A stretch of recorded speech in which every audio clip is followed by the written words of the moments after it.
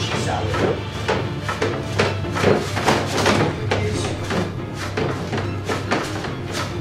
My name is James Bajika from Warrior Martial Arts Supply. I'm here today to talk to you about another new product we came up with. This is going to be our dual-sided PVC spring arm dummy. We're going to have a couple different variations of this product. This one is a reversible unit, which you're going to see in a minute. The purpose and function of these padded spring arms, especially for the long 18-inch arm in the back. For instance, for Bong Sao, you can actually raise the arm, complete the Bong Sao where it belongs on center line, and stick to the unit. Again, you can't do something like this on the traditional dummy arms because they're only about shoulder height. It does not allow for a full extension of the Bong Sao or correct angle. Also, this is on our Vector stand. Vector stand is a portable stand. As you can see, it comes with a weight tray holder. It will hold 40 to 50 pounds is usually all you need for PVC dummy. And these arms are not wood. They're a foam padded arm on springs. They will flex in all directions. I want to say right off the bat, and I say this in any time I make a new product, I'm not knocking the old way that the Wing Chun dummy was designed at all. I would never get rid of my Wing Chun dummy. I'm not looking to replace the original wooden dummy and its setup. I'm just merely finding new ways to make equipment which will, say, solve some of the problems that I run into on a wooden dummy, because no piece of training equipment is going to suffice for real live training with a real person. There's always going to be certain limitations. So I found certain limitations in training in Wing Chun for the past 12, 13 years in the wooden dummy that I've noticed, and others have noticed it as well. And I know, you just have to basically deal with the fact that it's a piece of training equipment. So you're going to have limitations, and there's going to be certain positions that your structure has to be compromised because of that. And I'm going to give you the examples in a minute. Let's say, for argument's sake, the layout of these arms, the angles that they're at are for a reason.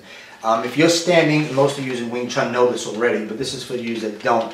When you're standing facing front of this dummy, the only arm that's physically hitting your center line is the lower arm. If you notice these two arms, if you extend them, they go to your shoulders. So you technically wouldn't block a punch that's not hitting you on your center of your body. These are going to miss you. So the design of this was, in my opinion, they kind of catered a little bit more to the yin blocks. We have both yin and yang blocks in Wing Chun, and not only in Wing Chun, almost every system has this, whether they identify it as yin and yang, but there is, and the clear way to kind of determine which blocks are yin and which blocks are yang is using the center line as your guide. All strikes that come at you that are not hook punches, circular, all the straight line strikes traveling on center line, when you block those strikes with a yan block, you're going to meet it on center line and you're going to bring it into his core, back into his center. So basically the energy clashes. Now with the yin blocks, yin is more yielding, yin is more redirecting. The yin blocks, you're still supposed to meet that strike on the center line, and the angulation of you hitting it on center line sends this arm off its course, which again hits your shoulders or misses you completely, which is why these arms are designed at this angle. Now with the spring arm dummy, what you do have to be careful, because I know some will argue and say that these arms are basically to stop you in the finished position of your blocks, but they're stopping you in the finished position of your yin blocks. For most of your yang blocks, this is the incorrect position, and I'm going to get into that when we go to the single straight arm, long arm on center line. But what some may say is that this can develop a bad habit, that let's say, for instance, if you tan sao and you tan sao past in that direction, you're going too far. And they're absolutely correct. You would be going too far past center line, too far past your gate. So those arms are telling you to stop there, which, yes, they're correct. But where it comes to your advantages with, say, a different type of block, for instance, the first few moves in the dummy form, Bong Sao is a yan block which travels into the core. So when you Bong Sao this arm here, there's a few things that are wrong with it as far as structure that I see, is that my Bong Sao should be on center line. Center line is here, where the middle arm is. So when I Bong Sao this and I'm in the lead, I would Bong Sao this way into his core, forward energy. By me doing this, I'm now putting my Bong Sao, which is a yan block, and I'm finishing in the position of yin. Yin again is off the center line. Now, for example, where this comes in handy, which I like, is that when you, say, do a seat ma, step, circle, slide into your tanda, okay, that's right in the first set of the dummy form. When you do that on the arms that don't give, such as this one, you have to do a lot of extra footwork to step in and around this arm because it's not moving. With the spring arm, the benefit, in my opinion, is that you can still stop it here and not go too far past, even though you already are past center line where you should be. But now you can abbreviate your step, circle, slide with the hit by moving the arm instead of you having to completely move, way out of the way around it. So I can abbreviate that to this. So moving the arms, say, from out to in is okay with these padded spring arms, but you do have to be careful that when you go, past, you don't want to go you don't want to go past this at all with your yin blocks. Your yin blocks should stop right here at your gate, and that's what they're teaching you. But what about the yan blocks? So that's why you're going to see when I flip this dummy around and I show you the 18-inch arm on center line, the difference and how it affects some of your structures. And again, a couple blocks that just come to mind right away would be, like I said, bong sao. You're really not hitting bong sao on center line where it should be here. Pak sao is another one. I see people pocking the arm here. You have no choice. You pock the arm here because that's where the arm is. When we pak sao, because of this, we deliberately pock closer to the body so it's more true to center line. Where you have that single arm, you'll have it actually on center line, so you'll physically be able to do that. Another one is, say, jam sao. Jam sao is another multi-directional block, kind of like a reverse bong sao. Now here, I have to jam sao this arm in the finished position of yin, which is here. My jam sao belongs more on center line. Everything's supposed to travel on center line. The Sealing Tao teaches us that we meet all of our strikes on center line, and depending on whether the block we use is either yin or yang, is going to be how we redirect it. We redirect it with, say, a tan sao, which is yin. We get to borrow their power. We get to let their strike continue to go past us as they run into our fist, and that's the idea of that particular type of yin block. Our pak sao is to send energy back into your attacker's strike. When he punches you, you're pocking, you're putting his energy back into him. He should feel a jolt, kind of as if he hit a wall. And again, that's due to the timing and the structure and where you catch it, as far as timing, meaning his full extension or his quarter or half extension or your full extension. It all depends on when you hit it. If I don't get fully extended, he'll send that energy back into me. If I catch him and I'm 3/4 extended and I catch him when he's just about past halfway extended, I'm going to send that energy, his plus mine, back into him. So that's the difference between yin and yang blocks and why they're so important with the structure in Wing Chun. Okay, now we flip the dummy around and you can see this is the long 18-inch center line position that we put this arm on. It's also, if you notice, falls in line with the normal standard center middle arm. Okay, now some people wonder why the 18-inch arm, and basically a few reasons. If you look at an average person's fist or punch, roughly to the wrist to their body, as you can see here, minus the fist, is about 18 inches. So this was representing your wrist truly, and this halfway would be somewhere around the elbow. Now, on the traditional Wing Chun dummy, again, one of the limitations that I found is that in certain positions, when you're going to block on this, say Tan Sao is the easiest one. Say Tan Da, my relationship between my hand and the person that I'm hitting is not true to where Tan Sao should land. This is technically in this distance, and in this distance, I'm about at his elbow.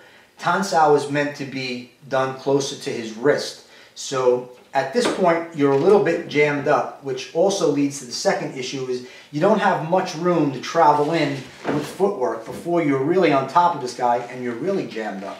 So for, let's say, purpose of bridging, for the purpose of bridging, this 18-inch arm, and bridging, by the way, is when you make contact with your bridge, which is your forearm, with your attacker's forearm. This allows for more true distance as far as extension of your strike, extension of your Tan Sao, and the true distance between you and the person striking you. So if he strikes at me, I would say Tan Da here, Okay, I'm still bringing this to where those dummy arms angles are at, which is the outer gate. I'm able to borrow his power, and I'm allowed more of a full extension of my strike. Now also, this allows me to say retrap with some footwork and lop. Okay, so now I'm able to travel in at least another 6 more inches than I can with that dummy. With that dummy, if you try to do that same technique, at the point of tanda, you're already jammed up. Now here, it doesn't leave you much for a retrap Chan-Gen or a lot of fun. I mean, I'm really on top of him. And it's not true to space that you'd have with a real person. So again, this padded arm allows for that. It gives you a little bit more of that distance that you need to bridge. The other thing about it is in Wing Chun, we're doing a lot of simultaneous blocking and hitting. Tanda, tan with a hit. Pak da, pak with a hit. All these things are simultaneous. Now, another thing we also is we'll also kick as we block, and we can even kick as we block and punch. So, for instance, if we were to do tanda jin gyuk, which is tan sao with say a front kick, okay? From there, with the long arm, I'm able to comfortably pull this off. Now, again, with this position here, since this is technically elbow position, I'm too close. It's not that I can't kick the dummy trunk from here. I've done it for many years, and so have all of you. But if you notice, you're in a cramped position. You know, here, yeah, I'm really jammed up at this point. Now, again, this could also be a good type of training because you're training in a tight area. I get that. It's kind of like training with ankle weights or wrist weights. You're not going to fight with them wrist weights, but it develops something. And I totally get it. Like I said, I'm not looking to replace this dummy, but it's also nice. Bruce Lee always said, you know, you train the way you fight. So I'm not going to be on top of somebody that close if I'm going to do, you know, a tanda jin gyuk technique. This is a little bit more true to that distance. Okay. The other thing I want to touch upon is again about yin and yang blocks.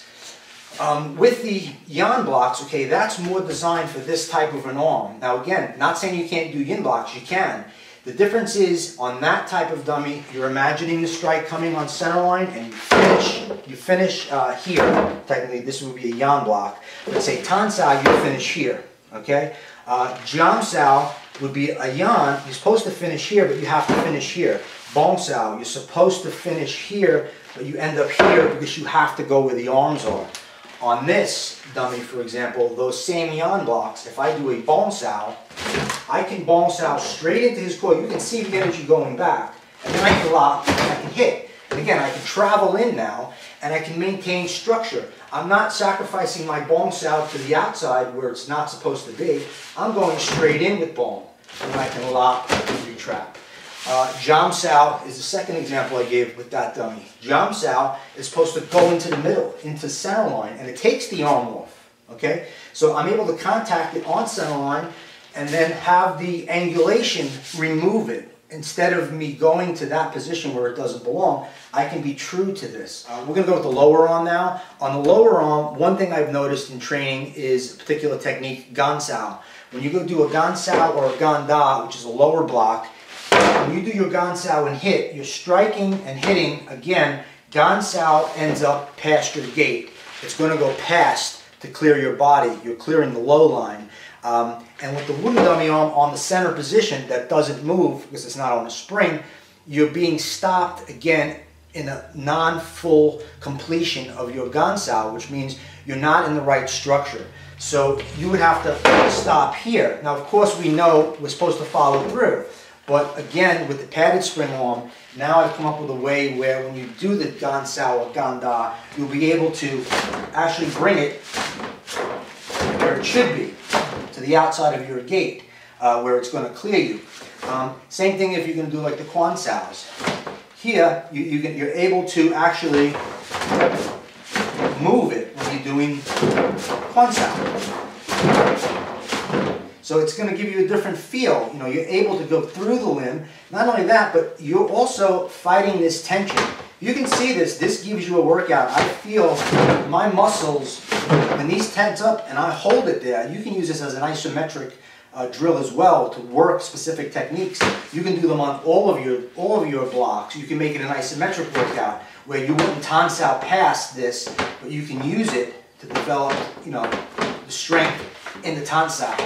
You can just do short bursts with small pivots and you're actually training the exact muscles that you have in your shoulder and in your chest and in your back and in your pivot with your legs to develop the tensile. So again, there's many benefits you can get from training on these padded spring arms. Okay, one more neat thing that I found you can do with the two padded spring arms in the traditional wooden dummy position is that you can mimic the motions and the energy of Chi-Sao. Again, this is not like doing Chi-Sao with a person, but again, if you're alone and you want to just practice your roll, practice your Chi-Sao, work a couple of attacks from the roll, it allows you to do that. Again, it's better than just doing it in the air. Of course, a partner is the best thing, but as you can see, you can do a little bit of Chi-Sao with it. You can do your switches. You can do pretty much anything that you can do on the wooden dummy arm, except these are going to have a little bit of a different feel.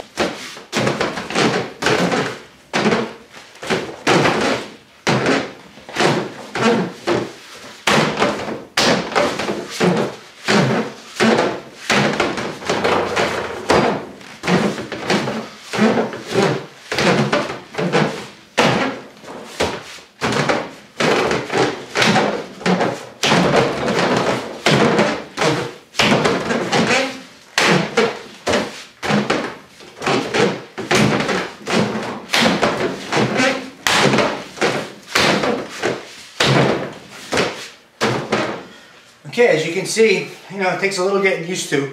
This is actually the first time I ever did the dummy form on a spring arm dummy, and I like it. Definitely have to make some adjustments. Again, not looking to replace the traditional Wing Chun wooden dummy, but this is just a great addition. If you're looking for a different feel, slightly different energy, and like I said, if you pay attention to yin and yang blocks, you'll see some of the structure can be corrected with these arms which now give, especially with the long single arm. If you have any questions, please feel free to visit our website, warriormartialartsupply.com.